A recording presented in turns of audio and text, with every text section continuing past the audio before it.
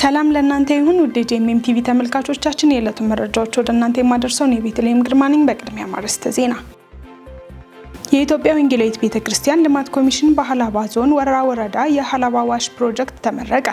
በአዲስ አበባ 7182 ጋብቻዎች ከ2400 በላይ ፍቺዎች ተመዘገቡ። ከውጪ ኦፕን ዶርስ ክርስቲያን ለመሆን በዓለም ላይ እጅግ አደገኛ የሆኑ 10 ሀገራትን ዝርዝር ይፋ አደረገ። ፍራንክሊን ግራሃም እና ፓስተር ግሬግ ላውሪ አማኞችን ለጸሎትና ለንስሐ ጠሩ። እንድትከታተሉን እየጋበዝኩ ወደ ዝርዝር መረጃዎቹ አለፍኩ። ላይፍ ሴንተርድ ሆሊስቲክ ሚኒስትሪ ለአቅመ ደካሞች የአይነት ድጋፍና የወንጌል ስርጭት ዘመቻ አደረገ። ታምራት ሞቲ ዝርዝሩን ያቀርብልናል። በክርስቶስ ኢየሱስ ባለው እምነት ያደገና የተለወጠ ተጽዕኖ ፈጣሪ ትውልድን ማየት ራዕይ የሆነው ላይፍ ሴንተር ሆሊስቲክ ሚኒስትሪ በኢትዮጵያ ጉባኤ እግዚአብሔር ቤተክርስቲያን በመከኒሳ አጥቢያ በመገኘት የወንጌል ስርጭት ዘመቻና ከ50 በላይ ለሚሆኑ አቅመ ደካሞች የዘይትና ፍርኖ ዱቄት ድጋፍ አድርጓል።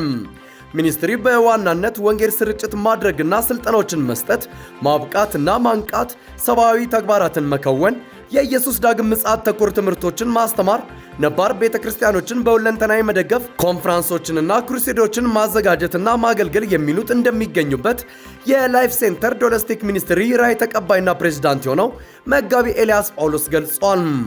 በመከኒሳ አካባቢ በተደረገው የወንጌል ስርጭት ዘመቻም በርካታ ሰዎች የጌታን አዳኝነት የሰሙ ሲሆን ድጋፍ የተደረገላቸው ወገኖችም ደስታቸውን በምስጋና ቃላት ሲገልጹም ተስተውለዋል። በመጨረሻም ላይፍ ሴንተር ሆሊስቲክ ሚኒስትሪ ክርስቲያን ወንድምና እህቶች ለውጣቸው ባሉበት ቦታ ሁሉ የሚማርኩና ሰዎችን ወደ ክርስቶስ የሚያመጡ ጠንካራ ክርስቲያኖች እንዲሆኑ እንደሚረዳና የበጎ አድራጎት ተግባሩን አጠናክሮ እንደሚቀጥል በመግለጽ ቅዱሳንም ከዚህ ሚኒስትሪ ጎን በሁለንተናዊ አቅጣጫ እንዲቆሙ መጋቢ ኤልያስ ጳውሎስ ጥሪውን አቅርበዋል። የኢትዮጵያ ወንጌላዊት ቤተክርስቲያን ልማት ኮሚሽን በሃላባ ዞን ወረራ ወረዳ የሃላባ ዋሽ ፕሮጀክት ተመረቀ።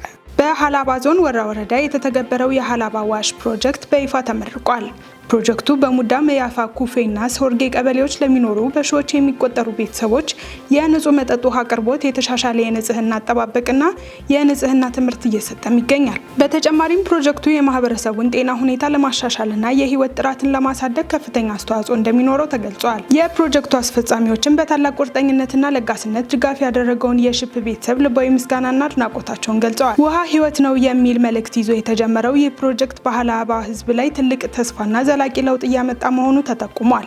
መረጃው የኢትዮጵያ ወንጌላዊት ቤተክርስቲያን ልማት ኮሚሽን ነው። በሄንሊ የፓስፖርት መለኪያ የኢትዮጵያ ፓስፖርት ከዓለም 9ኛ ደረጃ ተቀመጠ።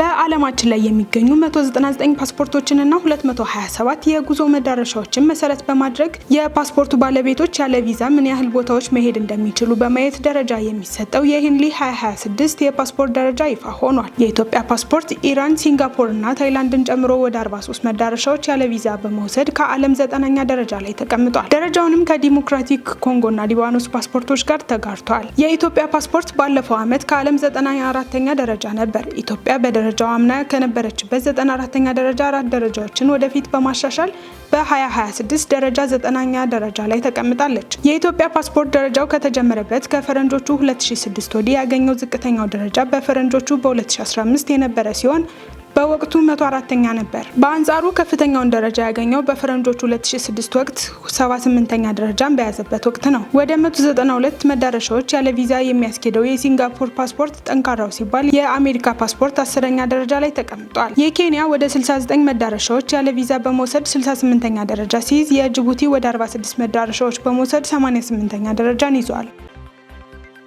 በአዲስ አበባ 7182 ጋብቻዎች ከ2400 በላይ ፍቺዎች ተመዘገቡ። በአዲስ አበባ ከተማ በ2018 በጀት ዓመት ባለፉት 6 ወራት 7182 ጋብቻዎች ከ2400 በላይ ፍቺዎች መመዝገባቸውን ሲቪል ምዝገባና የነዋሪነት አገልግሎት ኤጀንሲ አስታወቀ። የኤጀንሲው ምክትል ዋና ዳይሬክተር ጥጋቡ ሹሜ ለአዲስ ዘመን ጋዜጣ እንደገለጹት ከተመዘገቡት ፍቺዎች መካከል 1750 ያህሉ ክስተቱ በታየበት ወቅት የተመዘገቡ ሲሆን 695ቱ ደግሞ ቀደም ብለው ተከስተው የቆዩ ናቸው። የምዝገባ ቁጥሩ የጨመረው የግድ ፍቺ ስለበዛ ብቻ ሳይሆን በ11 የፌዴራል መጀመሪያ ደረጃ ፍርድ ቤቶች የኤጀንሲው ባለሙያዎች በመመደባቸውና የምዝገባ አቅም በማደጉ መሆኑን አብራርተዋል።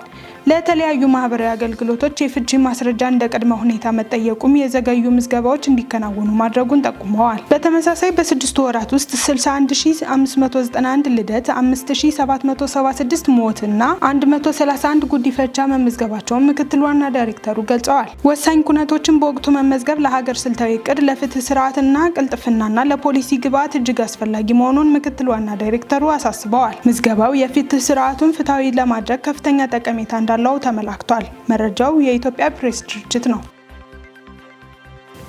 የተወደዳችሁ ተመልካቾቻችን አሁን ደግሞ ከውጭ ወዳገኘናቸው መረጃዎች እናልፋለን። በማዕከላዊ ናይጄሪያ በፉላኒ ታጣቂዎች በደረሰ ጥቃት የ13 ክርስቲያኖች ተገደሉ። በማዕከላዊ ናይጄሪያ ቡኔዌ ግዛት የሚገኙ መንደሮች በፉላኒ ታጣቂዎች በተፈጸመ ተከታታይ ጥቃት የ13 ክርስቲያኖች ሕይወት አልፏል። በኦቶቢ አክፓታ መንደር ኦቱፓ ካውንቲ ላይ ሰኞ ሌሊት የደረሰው ጥቃት በቤታቸው ተኝተው የነበሩ 4 ክርስቲያኖች በጥይት መገደላቸውን ነዋሪዎች ገልጸዋል። የአካባቢው ነዋሪ ፍራንካ አኪፑ ጥቃቱ በፉላኒ ታጣቂዎች ተፈጽሟል ሰዎች በተኙበት ስትል ለክርስቲያን ዴይሊ ኢንተርናሽናል ተናግራለች። በጥቃቱ በርካታ ሰዎች ስፍራቸውን መልቀቃቸው ተገልጿል። ከዚህ በፊትም በመንደሩ ላይ በተፈጸመ ጥቃት 13 ክርስቲያኖች መገደላቸውንና 50 ቤቶች መቃጠላቸውን የማህበረሰቡ መሪ አዲኩ ኦግቤ ገልጸዋል። ታጣቂዎቹ ማህበረሰባችንን ወርሰው ያገኙትን ሰው በዘፈቀደ ገለዋልም ብለዋል። በቤኑዌ ግዛት ውስጥ በሚገኙ ሌሎች አካባቢዎችም ጥቃቶች ተመዝግበዋል። በኩዋንዴ ካውንቲ ጃንዋሪ 6 5 ክርስቲያኖች በእርሻቸው ላይ ተገድለዋል። የኩዋንዴ ሎካል ገቨርንመንት ካውንስል ሊቀመንበር ቴርሱዋ ያኩዋን እንዳሉት ይህ በአካባቢያችን የሚፈጸም የመጀመሪያ ጥቃት አይደለም በማለት ማህበረሰቡ ከፍተኛ ፍርሃትና ስጋት ውስጥ መሆኑን የዘገበው ክርስቲያን ዴይሊ ነው።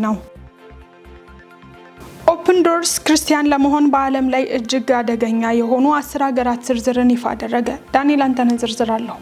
ዓለም አቀፉ የክርስቲያን ስደት ተቆጣጣሪ ድርጅት ኦፕን ዶርስ የ2026 ዓመታዊውን የዓለም እይታ ዝርዝር ይፋም አድርጓል። በዝርዝሩ ውስጥም ክርስቲያኖች በእምነታቸው ምክንያት ከፍተኛ ስደትና ጫና የሚያጋጥማቸውን 50 ሀገራትም አካተዋል። በዝርዝሩ መሰረት ሰሜን ኮሪያ ክርስቲያን ለመሆን በዓለም ላይ እጅግ አደገኛ ሀገር በመሆንም ለተከታታይ ዓመታት አንደኛ ደረጃንም ይዛለች። የደረጃ አሰጣጡ በተለይ በአፍሪካ፣ በመካከለኛው ምስራቅና በኤዥያ ክፍሎች የሚኖሩ ክርስቲያኖች የሚያጋጥማቸውን ብጥብጥ፣ አድሎ፣ ህጋዊ ገደቦችና አመፅም በግልጽም ያሳያል። በዚህም ከተጠቀሱት ሀገራት መካከል ሰሜን ኮሪያ፣ ሶማሊያ፣ የመን፣ ሱዳን፣ ኤርትራ፣ ሶሪያ፣ ናይጄሪያ፣ ፓኪስታን፣ ሊቢያና ኢራንም ይገኙበታል።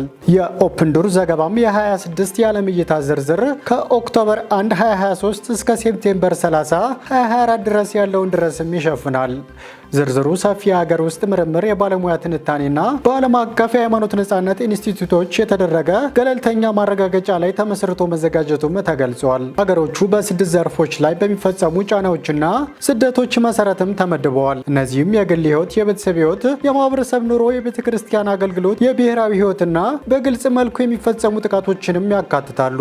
ድርጅቱ እንዳለውም ይህ ዝርዝር በዓለም ዙሪያ በሚሊዮኖች የሚቆጠሩ ክርስቲያኖች የተጋለጡ ያሉትን ከባድ አደጋዎች፣ እስራት፣ መፈናቀል፣ አመፅና በእምነታቸው ምክንያት መገደልን ጨምሮም የዓለም አቀፍ ግልጽ ምስልንም ያንጸባርቃል። በመጨረሻም ፍራንክሊን ግርሃም እና ፓስተር ግሬግ ላውሪ አማኞችን ለጸሎትና ንስሐ ጠሩ። ወንጌላዊ ፍራንክሊን ግርሃም እና ፓስተር ግሬግ ላውሪ በመላ ሀገሪቱ ያሉ ክርስቲያኖች በጸሎትና በንስሐ እንዲተባበሩ ጥሪ ያቀረቡ። የሳማሪታን ፐርስ እና የቢሊ ግርሃም የወንጌል ማህበር ፕሬዝዳንት የሆኑት ፍራንክሊን ግርሃም በማህበራዊ ሚዲያ ላይ ባስተላለፉት መልእክት ሀገራችን አሁን በከባድ ችግር ላይ ናት ሲልም ገልጸዋል። እንደ ሀገር ኃጢአታችን ብዙ ሆኗል፣ እግዚአብሔርንና ትእዛዙን ትተናል፣ እግዚአብሔር የለሽ ሴኩላሪዝምን ተቀብለናልም ብለዋል። ይቅርታውን ልንጠይቅና ፊቱን ልንፈልግ ይገባናል ሲሉም ግርሃም አክለዋል።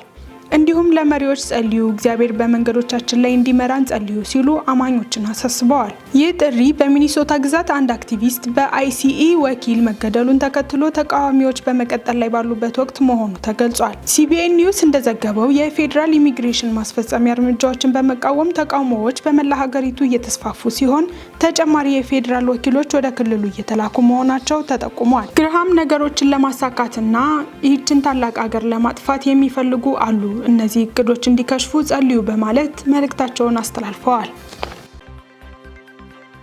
ውድ ተመልካቾች የዕለቱን መረጃዎች ከማጠናቀቃችን በፊት አርዕስተ ዜናዎችን ላስታውሳችሁ። የኢትዮጵያ ወንጌላዊት ቤተክርስቲያን ልማት ኮሚሽን በሀላባ ዞን ወረራ ወረዳ የሀላባ ዋሽ ፕሮጀክት ተመረቀ። በአዲስ አበባ 7182 ጋብቻዎች ከ2400 በላይ ፍቺዎች ተመዘገቡ። ከውጪ ኦፕን ዶርስ ክርስቲያን ለመሆን በዓለም ላይ እጅግ አደገኛ የሆኑ 10 ሀገራትን ዝርዝር ይፋ አደረገ። ፍራንክሊን ግራሃም እና ፓስተር ግሬግ ላውሪ አማኞችን ለጸሎትና ለንስሐ ጠሩ። የተወደዳችሁ ተመልካቾቻችን የዕለቱ መረጃዎች እነዚህን ይመስሉ ነበር። ከመረጃዎቹ ጋር እኔ ቤተልሔም ግርማ አብሬያችሁ ቆይታ አደረግኩ። ያዘጋጁላችሁ ነጻነት ወቁማና ዳንኤል አንተነህ በጋራ በመሆን ነበር። ቀሪ ጄኤምኤም ዝግጅቶች ይቀጥላሉ። መልካም ጊዜን ተመኘው።